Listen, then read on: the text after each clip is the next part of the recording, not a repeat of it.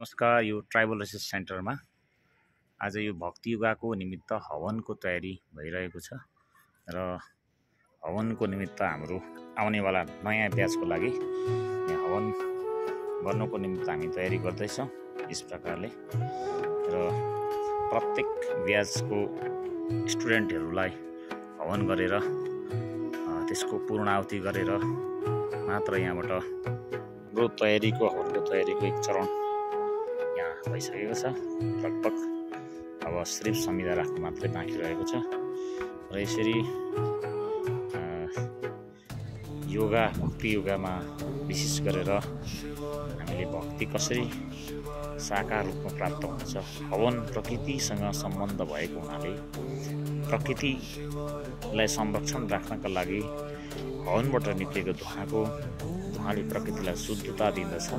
त्यसै कारण हामीले यहाँ हवन गर्दछौँ। श्वास योगसँग सम्बन्ध छ, त्यसै कारण योगमा हवन गर्नु उत्तम मानिएको छ। जय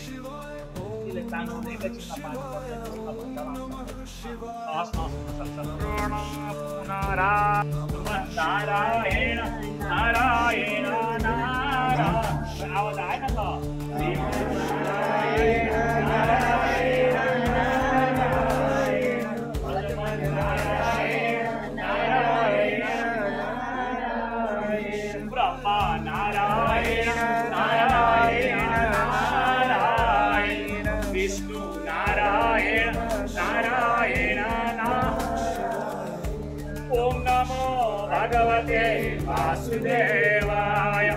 ओम नमो भगवते वासुदेवाय। ओम नमो भगवते भगवान को जय। भगवान को जय। यज्ञ पुरुष भगवान को जय। आनंद को जय। संपूर्ण मंदिरों को जय। चारों धाम को जय। बद्रीनाथ धाम को जय।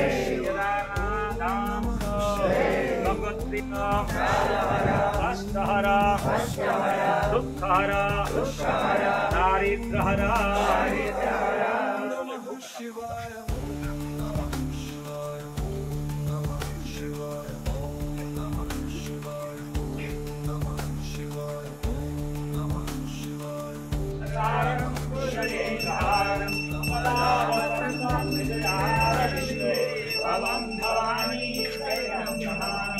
तमेव माता सविता तमेव बन्धु सखा तमेव विद्या सत्यं तमेव सर्वं मम देव।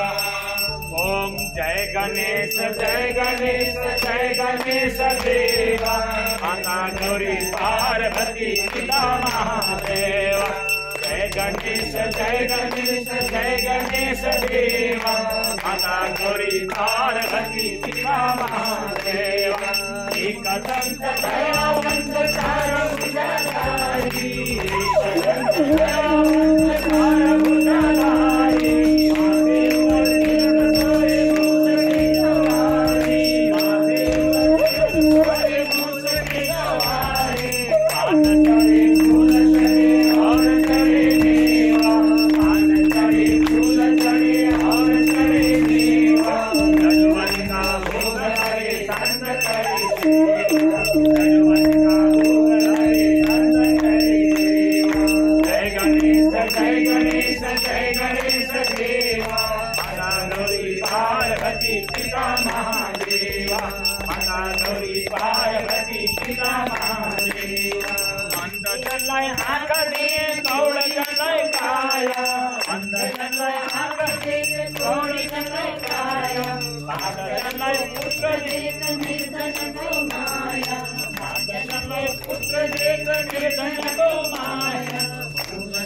शरणाय सबल नील सेवा।